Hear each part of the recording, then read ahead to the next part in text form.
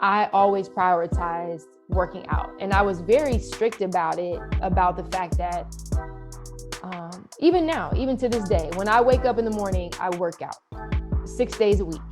Even if it's 30 minutes, 20 minutes, even if I'm not feeling well that day, I might do Pilates instead of a HIIT training, but I'm going to do something to move my body because that's my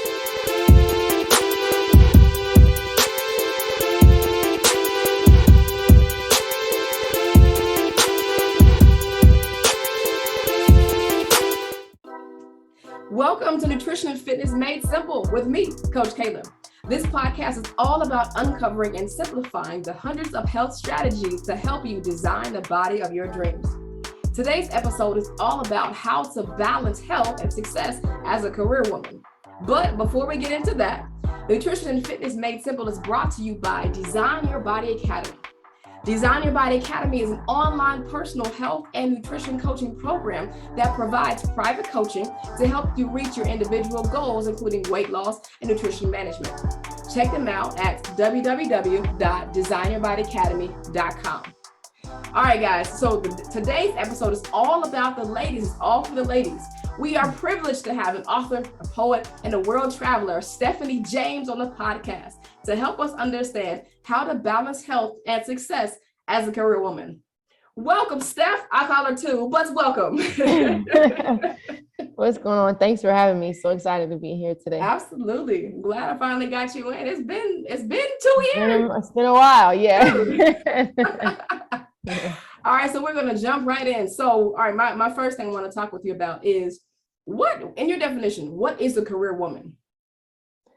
Ooh, that's a good question. I mean, what's a career woman? I think that can change, right? Obviously, COVID was not a good thing for the world, but I am excited, to be honest, about what it's done for remote work, for digital nomads, for the world of unconventional working. And an unconventional career woman and what that looks like. So I can't say that there's one definition of a right way that you should be, whether you're an entrepreneur, whether you're like myself, where I work for an online tech bootcamp company, but I'm also a digital nomad. So I can be working from Peru at any given time, but it's kind of the best of both worlds, where it was once a tech company, or just the tech company, kind of a high growth startup. And then we were acquired by a corporation. So now the two are married together, where you have the best of both worlds, that unconventional casual environment, but then also the perks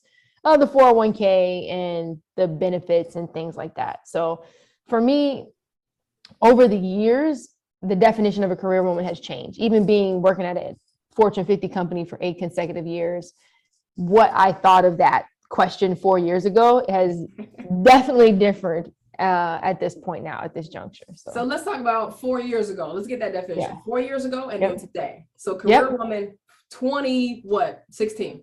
Yeah, 2016, Fortune 50 company. I was working 14 to 16 hour days. I was on the fast track to be promoted. So that meant I was promoted 4 times over the course of 8 years. And they saw me on the national platform. They saw me as moving into those divisional roles, those high vice presidential roles, all of those things. That to me was what I thought of as a career woman, right? Working really hard. You don't have much work-life balance because you're hustling, you're grinding so hard to get to the next career goal that you're almost sometimes forgetting yourself. You're forgetting all the other things that make you a whole person, a whole individual. As to now, where I'm balancing, okay, maybe I'm still working 40 hours a week, but I am in more control of my schedule. I am infusing working out. I am infusing going out, enjoying different cities, different towns, enjoying my local home on the weekends, all of those things. So a little bit of a different definition from 2016 to today. Yeah.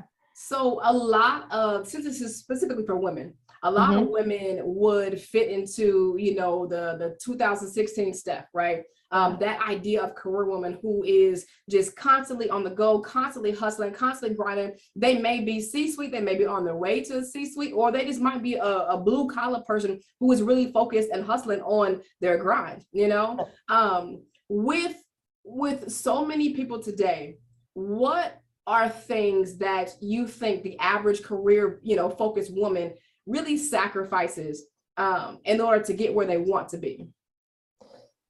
Freedom. Definitely freedom in this space. But what I've come to learn myself, and what I have to call out here, is that freedom looks different to different people. Right. So freedom can be very different depending on who you are, what you're currently doing in your current work environment. So I do think that the career woman, the high driven, you're at Google's, you're at the Facebooks, you're at the Apples, you're at all these things. Those women are sacrificing a lot of freedom to get to a certain juncture in their career. And if that's what's important to you, there's nothing wrong with that. But I think it's important to define what type of lifestyle you want and how you're going to get to that point. Okay. Because I had to make a sacrifice, right? In 2016, I had to make a sacrifice to leave that Fortune 50 company. I did try to have them work remote. I did try to have them allow me to work remotely. But they just weren't progressive enough at the time. So to see the progression that these companies have made just from 2016 to now is astounding, to be honest. I wanted to work remotely. I wanted to stay with them. It was a great organization, great benefits. I had friends there, extended family there, and really built a strong career there at over 8 years. But I feel like what I had to sacrifice was that position in order to create the life that I'm living today, which is a little bit more freedom in my location. Still a lot of work. I still work hard. I still work 40 hours a week or a little bit more sometimes, but I can do it on my own terms. I can do it from where I want to be. And that's really important to me. So what I would tell women in that space is identify what's really important to you and then work backwards from there on how you're going to accomplish that. So what you're saying is that you made it out, right? Yeah. 8 years in, 8 to life, so I had to get out of there for sure. So, okay, let's, cause I want to build up into who you are now, right? Okay. Yep. So before you, again, 80 hours a week, right? Yeah. Just hustling, grinding, young, all that. Now, what were the things that you were sacrificing in order to fulfill that 80 hours a week? Like what did you have to let go? What freedom did you let go? Yeah, so I couldn't go on a lot of trips that I wanted to go on just because it's never, when you're in those types of roles and those types of environments, it's never a good time to be off, right? So just family functions, traveling, concerts, you name it, anything that, a nightlife, anything that was happening in the evenings, I had to forego. Right. And then sometimes even your health, which is unfortunate. But if you're getting up at 7 a.m. and you don't get off until 7 p.m., 8 p.m., you're exhausted by the end of the day. So then you're sacrificing your workout routine. You might be grabbing whatever you can grab because you're so busy. You didn't have time to meal prep or make this salad for the day. So you're not eating well. So your health is sacrificed in that as well. Was health ever something that you chose to sacrifice? Absolutely not. And that was sometimes a detriment to myself because I would get up and work out instead of sleeping, instead of doing some of the other things that I probably could have done with that time. I always prioritized working out. And I was very strict about it, about the fact that even now, even to this day, when I wake up in the morning, I work out 6 days a week, even if it's 30 minutes, 20 minutes. Even if I'm not feeling well that day, I might do Pilates instead of a HIIT training, but I'm going to do something to move my body because that's my time. So, and I want to do it before I start the workday, because if I start the workday, I might work longer and then I might miss that workout. Or I'm prioritizing everybody else's needs. I'm a people manager, right? So I'm prioritizing everybody else's needs before my own. So I've made a dedication to myself that before I touch anybody else's needs in that day, I'm going to make sure that my self-care is taken care of. And so that's that's a routine I've implemented into my week. 6 days a week, move your body before you're doing anything for anyone else. Mm-hmm. Okay. So you mentioned something, right? You mentioned that as an author, as a Mhm. poet, as a Yep. traveler, as a Mhm. businesswoman, right? Mhm. And you have future endeavors and projects that you're working on now. But even back, all of that was still the same, pretty much during that 2016 and before that time. Mhm. But you chose not to sacrifice your health. You chose to maintain a particular habit. Now, I do want to talk about both sides of that, because you said there was a positive side, to maintaining your health, and that negative, right? So you mentioned a little bit of that negative was you could have done something else with that time. So Mhm. my question to you is, for people that are out here struggling, right? They're out Mhm. here, well, I don't want to wake up early because I don't want to sacrifice my sleep, or I don't want to wake up early because, whatever, and I'll work out at night. What is the biggest benefit to you and your career in terms of your health and maintaining that structure? Yeah, I think it's allowing me to show up fully, right? Because if I don't take care of myself, then I don't feel well, and then I can't perform my job and my duties, and I can't be the best people manager that I can be when I don't take care of myself. So I think what it's allowed me to do is show up fully, right? Because after I work out, I feel good. I feel great for the day. I did something for myself to start my day off. Um, and I'm proud of that. I'm proud of that. And then that allows me to come to work with a positive attitude. It allows me to be a good people manager for you and help with your needs. So it's really gotten me to a space where it allows me to show up as my full self and feel good that I poured into myself in order, because you can't pour from an empty cup, right? As they say, you cannot pour from an empty cup. So if you're not filling yourself up, you can't show up fully. And I think a lot of people are running on fumes, trying to be everything for everyone, and they haven't taken care of themselves yet. So that's what working out has done for me, is in making sure that I prioritize health above everything. In life, right? Even if I'm on vacation, I work out, right? And sometimes I take off when I'm on vacation. I might not work out 6 days that week, but maybe 2 or 3, just because it's now so embedded in me and my daily routine that I feel weird. I feel lethargic when I don't work out. It actually gives me energy. It fuels me. It makes me feel good to go after the day. So bringing my full self into a space is what prioritizing my health has done for me. So showing up, being able to be fully present, like that's the biggest positive that has come from you maintaining your health routine, right? Mm-hmm. Absolutely. Now, on the negative side, you mentioned that, okay, there may have been some times where you could have chosen differently. Tell me about that. What did that look like? What was that? Say one more time. So you mentioned earlier that there are times where you chose, your health to a detriment to yourself, right? Yeah. So my mind might think about, okay, sleeping in, but tell me a little bit about that side. That's exactly what it was.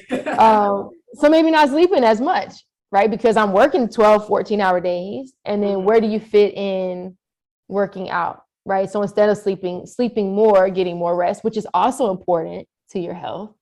I would get up and work out. Or, sometimes I work out when I say a detriment to myself, because maybe I'm really exhausted and I don't need to work out the next day, but I wanted to do that, kind of being even stubborn in that space. But then how effective was that workout if I'm exhausted at the same time? So there's a couple ways that it was detrimental, where you have to listen to your body. And that's what I would say in that space, where definitely prioritize health.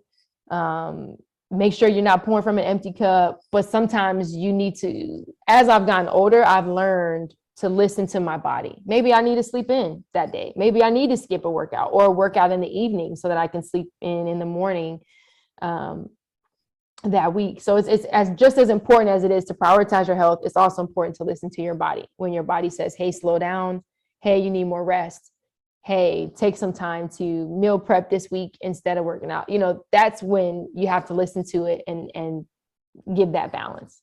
Yeah. Okay.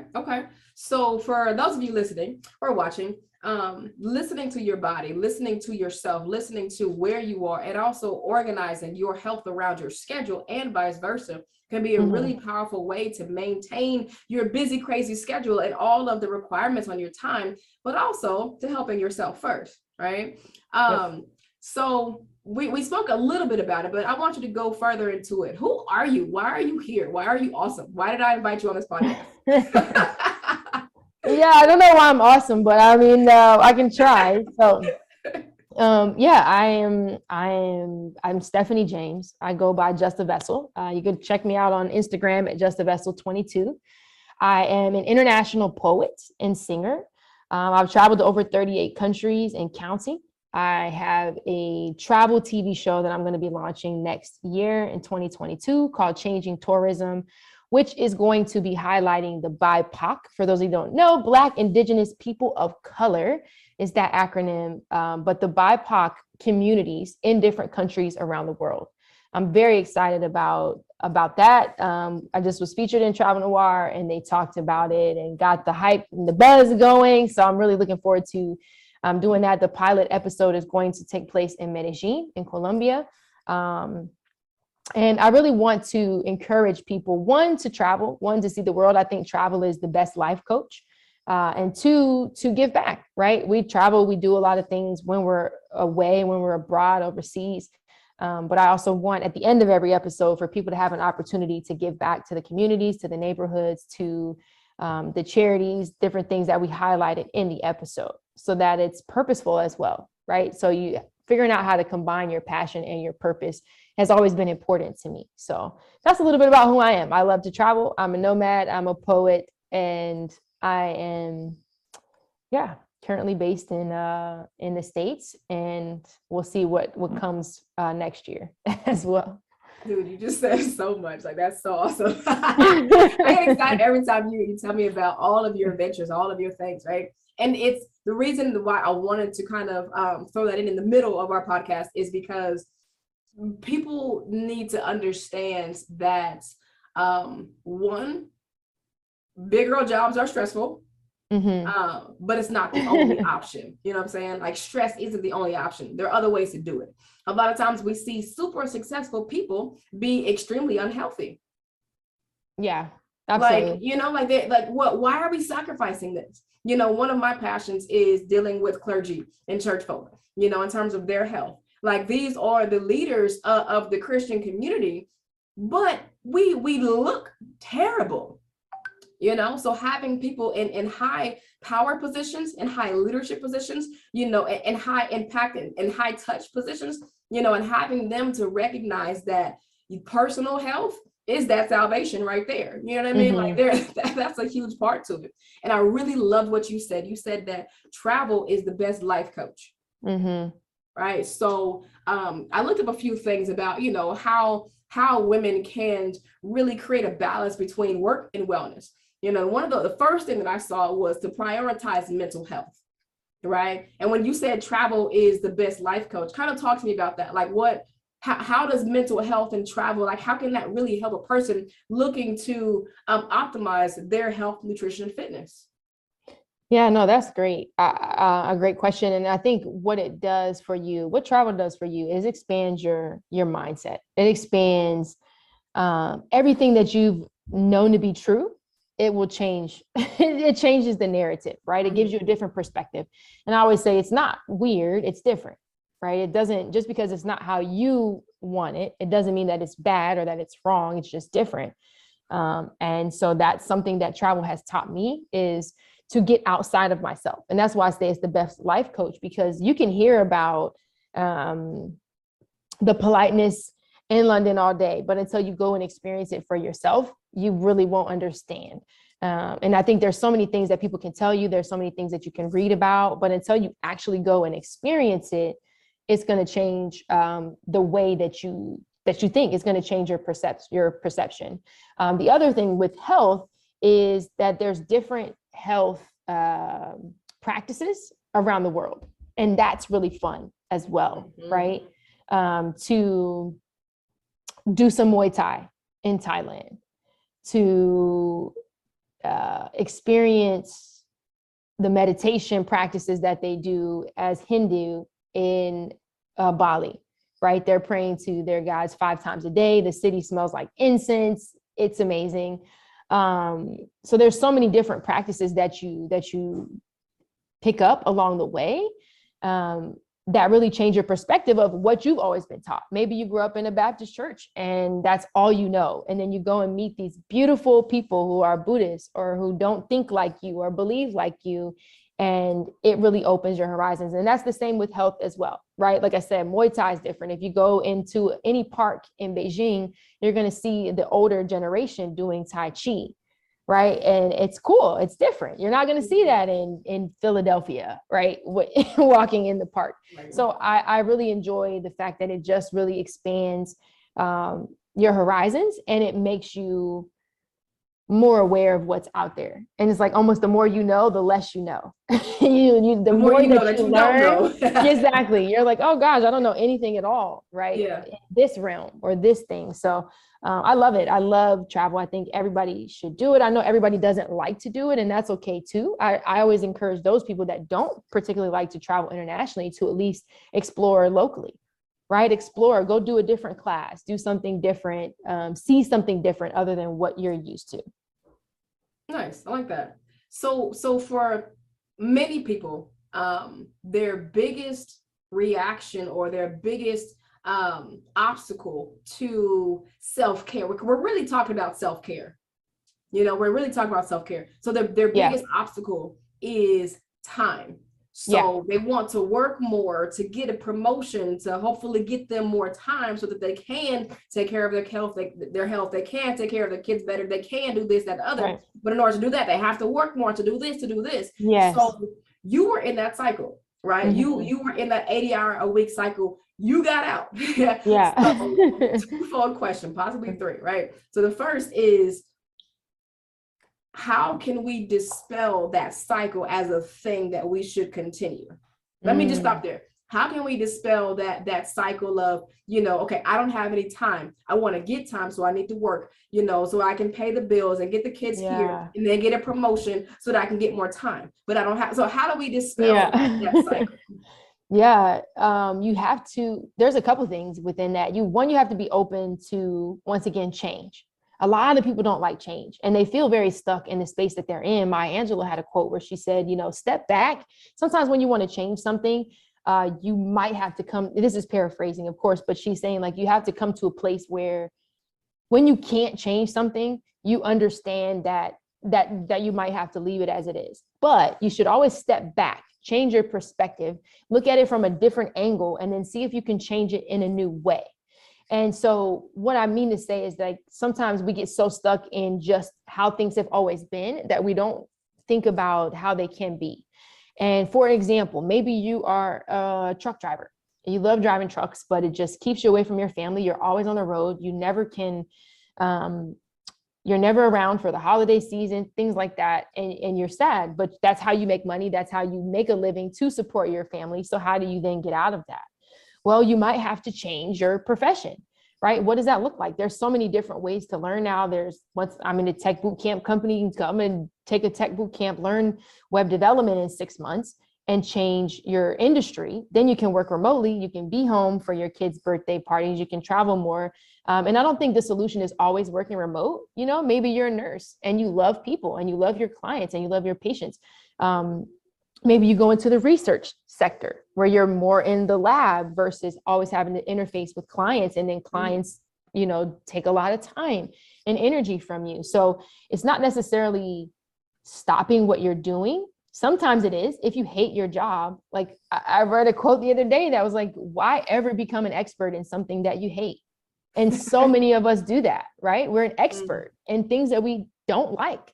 Yeah. So figuring out a different way to come up with the same goal. And sometimes that's stepping back, that's writing out goals, that's saying, okay, I know I need this amount of money to take care of my family, but the way that I'm getting to that point can change. And I have to be open to that change and to that process of change. But it does take time. I mean, it's funny because people just see my pictures around the world and they see the fun that I have, and they don't see the 20-hour flight that it took to get there. They don't see the 10-hour delay that you might have got stuck in. 20-hour flight? 20-hour flight. To go into Beijing was a 20-hour flight. Oh, easily. Wow. Yeah.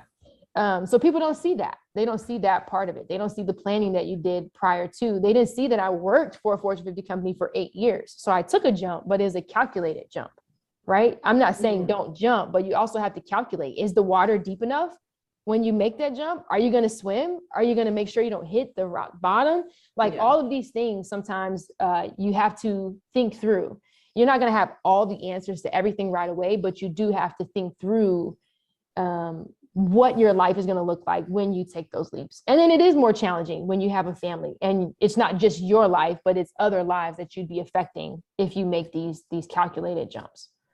Absolutely. Like, and we're in such an amazing time in our culture now, right? Right. To make these changes. Now, Absolutely. Here's a perfect example. I coach basketball, right? Kind of inner city. And we have several parents that work so much, they're not even able to come and see their kids play, you know? And we had one lady, she was working 2 jobs. You know, she was working at Target and working at daycare. So daycare daytime, Target at night. You got 3 kids. You're working all of these jobs and there's no opportunity to forget health, right? Forget personal health. You can't even raise your kids. You know, and so those kids had some issues in terms of learning, in terms of where they should be, and they're behind and whatever, because mom's so busy working. Again, that's that cycle. You know, I don't have any time, but I need to pay the bills here. So I have to do this, to get more time. You know, it's that cycle. And I'm so excited that she found the jump. She took a jump, right? And awesome. So she's driving for freaking Instacart.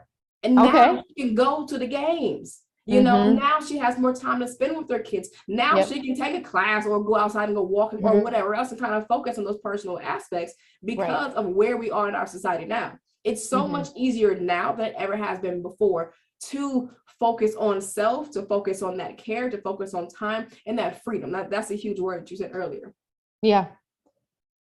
Freedom is a big deal. But like I said, it's the definition of it is different for everybody. It might not be, everybody's dream is not to travel internationally or travel at all. You know, some people are homebodies, they want to stay home, but maybe your dream is to be able to put a puzzle together at night or work on that puzzle, you know, when you get off work and not be exhausted. And so whatever freedom looks like to you, I think it's really important to define that for yourself and then work backwards on how you can achieve it.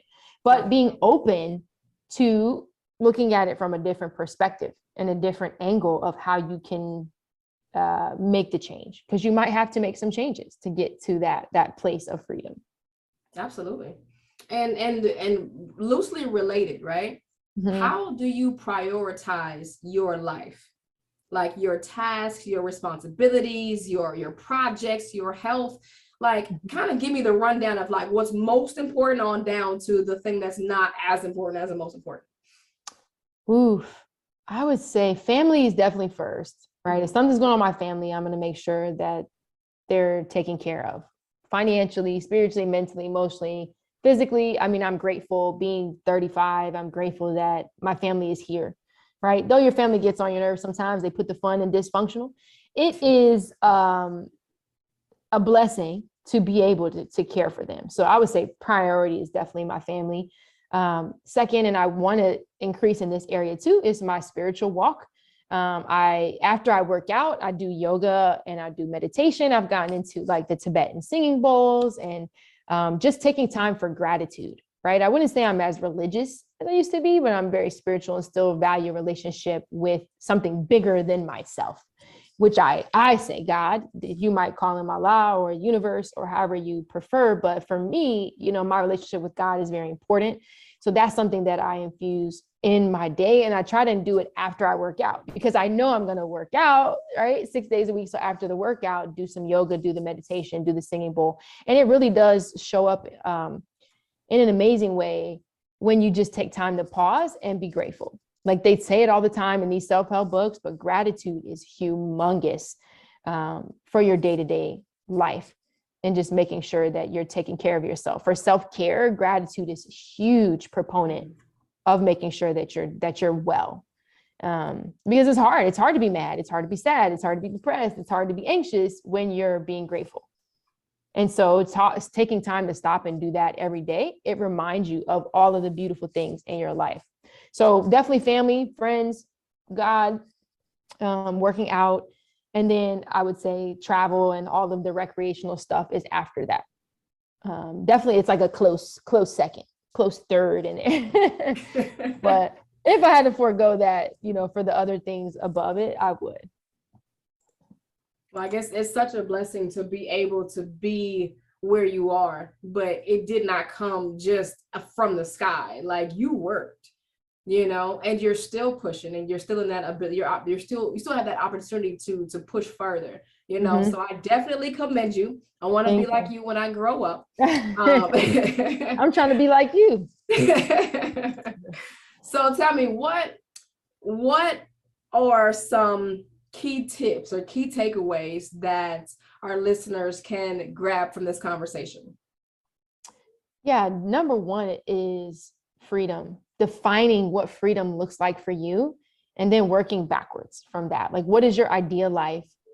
What would you love to do? And don't put any limitations. Take all the limitations off of yourself, because we tend to do that. We're like, oh, I would love to be a DJ, but here comes the but, and I don't know how to do this, this, and this. Right. So it's like, take the limitations off and then figure out how you can achieve it. I think too, identifying what is most important to you. So just how you said, what's important to me, and work my way down. I think it's important for our listeners and viewers to do that as well, so that they can know where to start. Because all of us, we're whole human beings, right? We don't just want to excel at work or in the gym or in our relationships. We want to excel in everything that we do, but it takes one thing at a time sometimes. So where do you start first? Just take a little bit of bite, a little bite, a little bite. How do you eat an elephant? One bite at a time. Sorry for all my vegans and vegetarians, but that analogy is saying, right, we all want to do all these grandiose things, but it all takes one step at a time, one bite at a time, into our goals, into our dreams, our visions, for our future. So definitely freedom, defining freedom for yourself, what that looks like for you, working your way backwards. Number two, travel often, right? Even if it's in your mind, even if it's locally in your hometown, if it's international, more power to you. Travel often, in your mind, in your dreams, physically, literally. It is the best life coach. Regardless of how far you go, it is a really good life coach for all of us. And third, I would say one of the takeaways was the Maya Angelou, like, change when you want to change something and you feel like you can't, take a step back from it and see if you can look at it a different way, and that'll show you a new way to change it. I love it. I love it. Awesome. And then tell everybody what are your favorite ways to design your body? Oh man. So I do have a Design Your Body. I made a cameo in the Design Your Body DVD. I know DVDs were a little old, we're dating ourselves, but if you are interested, I am in the advanced version of the Design Your Body Academy HIT training video. I am a video person because I travel a lot. I don't typically have a lot of gym memberships, so I am a YouTuber. I will watch Coach Cailah. I will watch Sydney Cummings, Heather Robertson, Growing Bananas. There's a couple thrown out there that I like to do their HIT trainings. HIT is my favorite because it's quick, but it's powerful. It's small and mighty. So I do like a lot of HIT training. I do like series of trainings where there's maybe like a 30, 40-day training series that you can do and just follow along each day. But I'm a YouTuber. Yeah, I'll do that. I do go to my gym. When there's a gym available, when there are dumbbells available, I will go to the gym and I will lift. Because when you add weight to your workouts, you're going to see results quicker, faster. My favorite coach, Cailah, always told me about this when I was trying to build my abs. It's important to infuse weights as much as you can, as, being mindful about where you are, but definitely putting weights into your workouts. So yeah, I love that. I love resistance bands. I do Pilates. I do yoga, recommend yoga. I used to hate yoga. Fun fact. I thought it was really boring. And now I really flexible. I remember that. Yeah. And now I love it. I love it because it makes me feel flexible for my HIT training and for other things. I feel like I'm less susceptible to injury from doing yoga. So yeah, but I'm definitely a YouTuber, to answer your question. YouTube and Coach Cailah. The workouts. So follow There you Coach go. Cailah on YouTube. Follow Coach Cailah on YouTube, man. Do that, please. And while you're following Coach Cailah on YouTube, make sure you follow Stephanie James at Just a Vessel, JUSTAVESSEL 22 on Instagram. Also follow Changing Tourism, just spell the way it's supposed to be spelled, Changing Tourism on Instagram. And then make sure you check out her website at justvesselpoetry.com. Well, guys, thanks for listening. And don't forget, if you need help, seek it. Matthew 7:7-8 says, ask and it will be given unto you. Seek and you will find, knock and it shall be opened unto you. For everyone that asks receives, and he that seeks finds, and to him that knocks, the door will be open. I'm here for you, your health, your fitness, your motivational, nutritional, all that needs, all of that. Google will only get you so far. So thank you guys for joining our podcast again today. Just a Vessel dropped some bombs for our career women, right? And trying to understanding how self-care, how travel, how health, how freedom are so important to your journey. So again, thank you guys for listening to this episode of Nutrition and Fitness Made Simple with me, your girl, Coach Cailah. Do me a huge favor, rate, like, love, comment, subscribe, send it and share it with people that you think will benefit from this episode. Always create an opportunity to design your body.